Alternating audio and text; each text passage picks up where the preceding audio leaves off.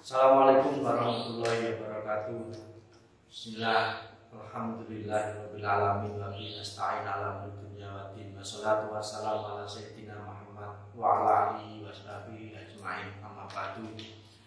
Anak-anakku, murid baru kelas 10 dari Madrasah Aliyah Salafiyah Safiyah sebelah Jombang yang berbahagia. Syukur alhamdulillah meskipun melalui media online kita bisa bersilaturahim dalam keadaan jauh dengan jarak yang tidak bisa kita dekatkan. Semoga kita semua dalam keadaan sehat walafiat. Shalawat dan salam semoga tetap tercurahkan kepada junjungan Nabi besar Muhammad SAW yang telah mengajarkan kita tentang ajaran Islam. Pada kesempatan kali ini saya oleh panitia diminta untuk menjelaskan secara singkat bagaimana dan mengapa sejarah pondok dan madrasah Salafiyah Safiyah sebelah Jombang. Pendirian pondok dan madrasah Salafiyah Safiyah sebelah Jombang tidak bisa dilepaskan dari sosok Hadratus Syekh Haji Muhammad Hasyim Asy'ari, Rais Akbar, pemimpin tertinggi dari Jam'iyah Nahdlatul Ulama, organisasi terbesar sedunia hingga sekarang, sekaligus pendiri pondok pesantren Salafiyah Safiyah Tebuireng Jombang. Pada masa awal Tebuireng yang didirikan tahun 1899, banyak santri-santri yang berdatangan dari seluruh penjuru Nusantara, tidak hanya santri putra, tapi juga santri putri. Inilah yang menjadi sebuah pemikiran dari Hadratus Syekh Haji Hasyim Asy'ari untuk menampung santri-santri putri yang tidak jauh dari Tebuireng.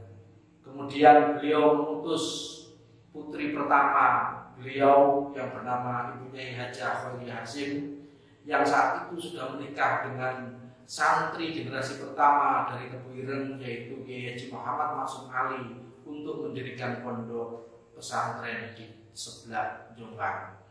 Lokasinya memang tidak jauh dari pondok Tebuireng, hanya sekitar 200 meter arah barat dari pondok Tebuireng. Secara historis, pondok sebelah ini adalah, saya istilahkan dalam tanda kutip, sebagai anak Tebuireng. Karena pada awalnya Tebuireng hanya untuk santri putra, sedangkan santri-santri putri yang dititipkan oleh para wali santri untuk menimba ilmu di Tebuireng sudah ditempatkan oleh Hadratus Syekh kepada Mbah Yai Khairyah Hasyim dan Mbah Yai Maksum Ali di pondok sebelah. Pondok sebelah ini berawal dulunya sebuah tanah dari seorang dukun bayi, kemudian dibeli oleh Yai Maksum Ali. Yai Maksum Ali ini adalah santri pertama Hadratus Syekh yang berasal dari Mas Mambang Gresik. Beliau adalah pengarang kitab Amsilah Tasrifiyah, kitab kecil yang mempelajari tentang nahwu dan sorok yang hingga sekarang masih dipelajari di Masjid Al-Azhar di Kairo, Mesir sana. Karena kepandaiannya, beliau juga ahli di bidang ilmu falak yang mengarang kitab Durusul Falakiyah yang hingga sekarang masih menjadi pegangan dan pedoman dari lembaga falakiyah yang dimiliki pengurus besar Nahdlatul Ulama.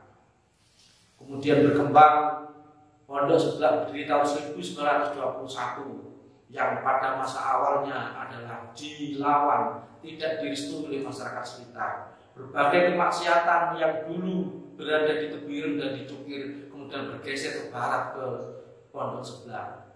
Di dusun sebelah dulu adalah markas dari sebuah kemaksiatan yang namanya perjudian, prostitusi, pelacuran, perampokan, perjudian dan sebagainya. Lambat laun meninggalkan bumi sebelah karena dakwahnya Kiai Haji Maksum Ali yang sangat santun. Pada perkembangannya, Mbah Yai Maksum Ali tidak begitu lama untuk memimpin pondok sebelah karena beliau 12 tahun kemudian, tepatnya tahun 1933, beliau meninggalkan kita semua. Beliau wafat karena sakit. Kemudian kemungkinan pondok sebelah dilanjutkan oleh istri beliau, yaitu ibunya Khairyah Hasyim.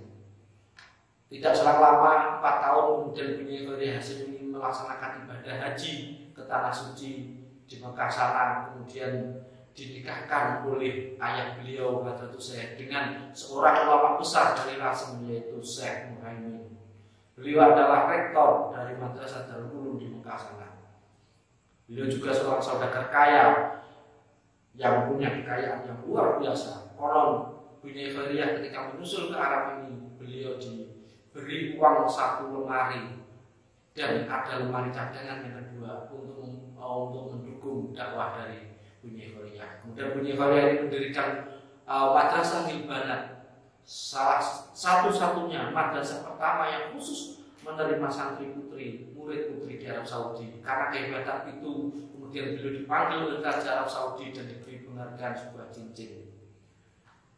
Pondok pesantren sebelah ketika Bunyai Khairiyah ini kepemimpinannya kemudian diganti oleh putri beliau yang pertama, yaitu namanya Bunyai Abidah, yang menikah dengan Mbah Yai Mahfud Anwar. Kemudian Bunyai Khairiyah tidak berselang lama setelah suami beliau yang kedua, Syekh Muhaimin Lasem, yang berada di Arab Saudi, meninggal dunia. Beliau kembali ke Indonesia juga atas permintaan Presiden pertama Republik Indonesia, Bung Karno. Maka beliau pulang tahun 1957 untuk kembali memimpin sebelah hingga tahun 1969 ketika beliau mengalami sakit yang harus dirawat di Surabaya. Selama tinggal di Surabaya, dalam perawatan di Surabaya, beliau tetap aktif di organisasi muslimat dan memberi pengajian dan bahkan menjadi pengurus dari Yayasan Khadijah yang kita lihat sekarang di Wonokromo, bahkan sampai memiliki Universitas NU Surabaya. Dan kepemimpinan pondok sebelah mulai tahun 1969 dipimpin oleh putri beliau yang kedua, yaitu Bunyai Jamilah Maksum. Bunyai Jamilah ini menikah dengan Yai Nur Aziz Yai Nur Aziz dari Singosari. Beliau adalah adik dari Yai Maskur, pahlawan nasional pemimpin Hizbullah Sabilillah di Singosari.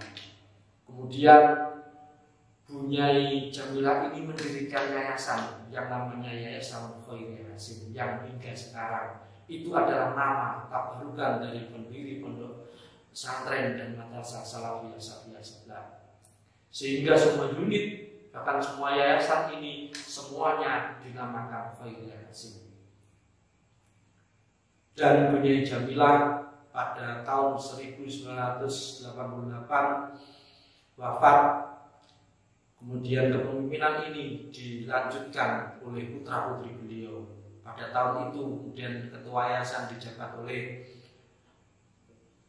putra beliau yang pertama, yaitu Dr. Haji Ali Faisal di Surabaya. Dan ketua yayasannya itu dengan direktur, yaitu Yai Haji Umar Faruk, yang sering disapa dengan Pak Faruk.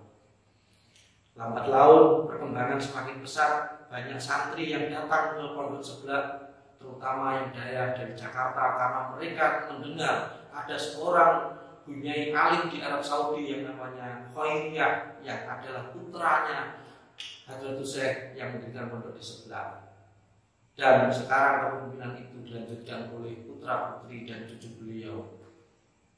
Pak Faruk wafat tahun 2003 bulan April dan dilanjutkan direktur oleh Yai Haji Lukman Hakim atau yang akrab disapa Pak Lukman.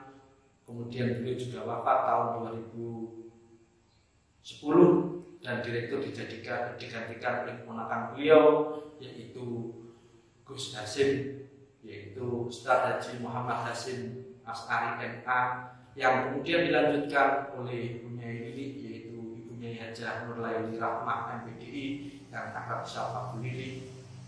Hingga sekarang pondok dan madrasah Salafiyah Safiyah setelah mengalami perkembangan. Pasang surut perkembangan sebuah pondok dan madrasah itu adalah sudah biasa, tapi sekarang unit-unit pondok sebelah semakin banyak, mulai dari TK, kemudian madrasah ibtidaiyah, kemudian madrasah sanawiyah, madrasah aliyah, ada unit panti asuhan, kemudian ada unit tahfidz khusus untuk perempuan, madrasah Quran Libanat. Itu semua adalah komitmen dari pondok dan madrasah Salafiyah Safiyah sebelah Jombang untuk melayani masyarakat, terutama dalam menimba ilmu, baik ilmu agama maupun ilmu umum. Dan hingga sekarang keterkaitan antara pondok sebelah dengan pondok Tebuireng masih dijaga dengan benar. Almarhum Yai Haji Salahuddin Wahid, pengasuh sebelumnya, itu adalah ketua Dewan Pembina Yayasan Khairiyah Hasim. Begitu pula hingga sekarang pengasuh pondok pesantren yang dikelola oleh majelis pengasuh yang diketuai oleh Bunyai Masuna Faruk, kemudian direktur madrasah dijabat oleh Bunyai Nurlaili Rahmah dan Ketua Panti Asuhan Jakatul Haji Nur Hidayat Sakti. Itu sekilas balik. Selamat datang di Pondok dan Madrasah Salafiyah Syafiyah sebelah Jombang. Ini adalah sebuah tantangan dan harapan bagi Anda semua, kalian semua jauh-jauh dari rumah, dari daerah asal untuk menimba ilmu di pondok sebelah. Semoga memperoleh ilmu yang barokah, manfaat tidak hanya untuk di dunia dan di akhirat kelak, berguna bagi masyarakat baik bangsa maupun agama. Sekian, kurang lebihnya mohon maaf. Wallahu muwaffiq ila aqwamit thoriq. Assalamualaikum warahmatullahi